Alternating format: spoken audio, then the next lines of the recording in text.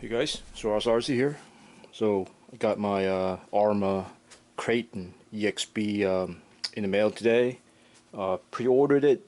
Actually, I waited about a week or two before I pre-ordered it, but I still got this pretty quick. So I'm happy. I was looking for a big scale to purchase, and good thing I kind of held off on a couple of things a couple of RCs that I thought of buying. I waited a little bit, and then this came out, so I definitely, threw all the other plans out and went all in for this. So as soon as I pre-ordered it, started shopping for electronics for it, and again, the full option roller, what ARRMA calls it, didn't come with any electronics, and it's still fairly expensive, $469 plus tax. You're looking at $500, depending on what state you live in. Still pretty hefty price to pay. Of course, you get what you pay for, right? This is high quality RC. It's gonna last you for a long time, but you do have to invest in electronics. So I didn't go all out and bought all the top end electronics. That's I don't have that kind of budget, and but I still went and got some at least decent, what I think is decent electronics and batteries for this. So went out and bought some stuff. I had the heatsink I had laying around, the HobbyWing heatsink, which I have in my ARRMA Outcast. Works fairly well. Actually, sorry, not the Outcast. I had it on the Hobby King Berserker. So it works out pretty well.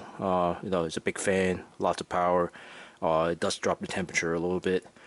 I had previously purchased a PLX 185 system. I was using it on my, I'm sorry, a little too dark here, my Pro MT 4x4.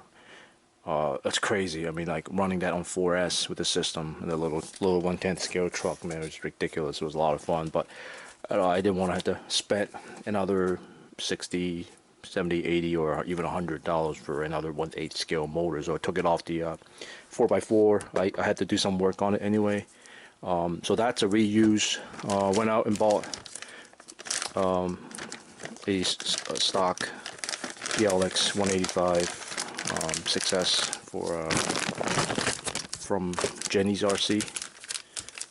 Yeah, it was definitely, the price was fairly attractive. I mean, these systems go for somewhere between 120 to 150 or even 60 for a set. They are getting expensive. I bought this motor with another BLX 185 ESC years ago, off of somebody, and I paid like 130, 120. And you really can't find that type of prices anymore for a brand new set. But anyway, paid I don't know, 75-ish, 76, something like that. I did look at other options like HobbyWing 1/8 scale ESC. I looked at Max 5, Max 8. Those are very good electronics, but they're fairly pricey, and I ended up, I don't need that type of quality at this point. I mean, the ARRMA stock system is very good on its own. It's provide lots of power, and I'm a basher, and this is good enough for me. I don't need all types of tuning parameters or anything like that. So this, if you can get your hands on one of these stock system, definitely recommend it for just a normal basher like myself. And servo wise, again, servos, I've used Power HD servos before. My other trucks, they're great. They're about $20 each.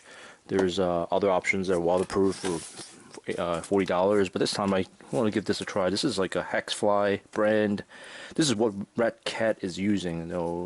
If you guys follow Redcat products, they've been rolling out some pretty decent product on the budget. They're getting expensive, but still, their stuff is improving. They got the Hexfly 1/8 6S systems that are, that's got pretty good review. I actually was looking about there. The ESC is about $100, but these 25 kilograms servos got them from one of the eBay sellers. It's one of the big RC store. I forgot the name of it, but they, you know, 2 for $35 ship. I mean, that's can't really beat that.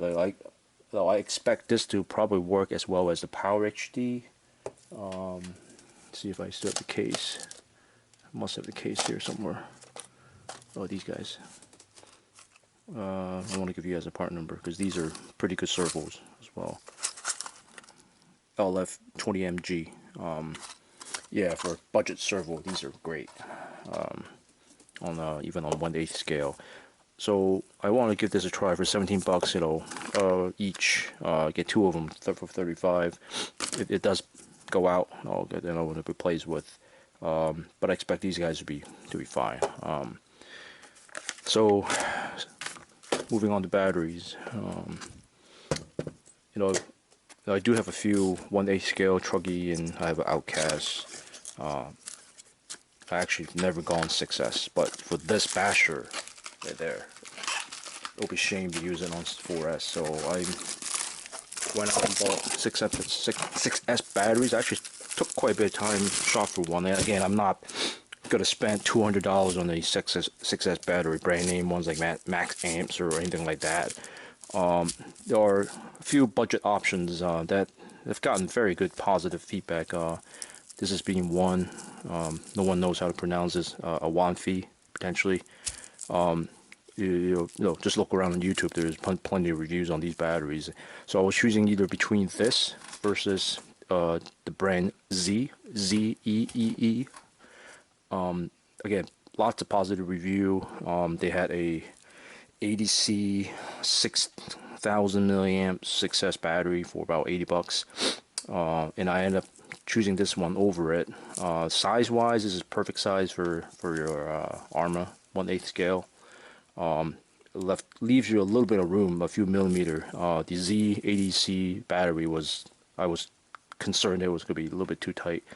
Thought about hard case options, you know, thought about running 2 3S's, but just, you know, on my 1/8 scale I run two 2S batteries, and then on one of the rigs I run a single 4S battery. The single one is just easier to, you know, easier to handle, and you know, you don't have to plug in both batteries, charge it, put in storage, and it's like that. This is for ease. You know, if I'm going to stick with 6S, I'm going to stick with one battery. Yeah, so 5,000 milliamps, 60C. Comes with some stickers, a low voltage, a voltmeter here, and a little battery strap. So all this for 63 shipped. So yeah, I don't, you know, this is gonna, for me, this is gonna be more than enough. Like, you know, so, you know, even if it does have a problem, it's really only 63 bucks. But I really don't expect to have any problems. Like, really haven't had any problems with any sort of lipos. You know, I've been buying lipos from HobbyWing quite a bit, and those are pretty good lipos. But, you know, I'll try out this brand, see if it works. If it works, I might consider buying more for my other RCs. So I thought I had everything all ready for that roller. Fortunately, I didn't realize I don't have a EC5 charger lead for my charger. It was disappointing. I ordered some adapters last night, but now that means I have to wait for another few days for the adapters to come in. I don't have any EC5 connectors. I have this one that I cut off from something else years ago. I could not get the leads to get out of the case so I can desolder this. I hammered it, and then as I know, it's already kind of deformed, right? So I'm not gonna use this. I'm just gonna wait for a few days.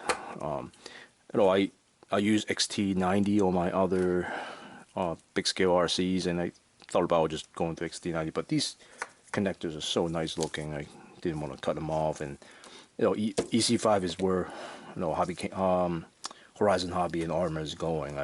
You know, potentially I might just, you know, run some adapters. And again, I'm not good at soldering, right? I know I can do a decent job. It's just I don't enjoy doing it.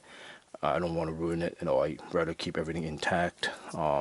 And and run some decently made connectors instead of me trying to cut the connectors off, solder it, shrink wrap it and all that stuff. So I'm gonna stick with the EC5. That's another reason why I bought this battery. It came with the EC5 connector, so I didn't have to do any soldering. Yeah, so that's really all. I kind of want to show you guys what I bought for the EXB. I just took it out of the shipping box. The cardboard box it came in is pretty cool. It's got ARRMA RC graphics all over it. It's very thick. I still have not opened that yet. I want to clean up my bench and get the electronics out, getting ready for it. I don't really have to rush since I have to wait for the connectors anyway. I can't charge this battery at this moment. So I'm going to take my time, install these electronics, and see how it goes. Alright, thanks for watching, guys.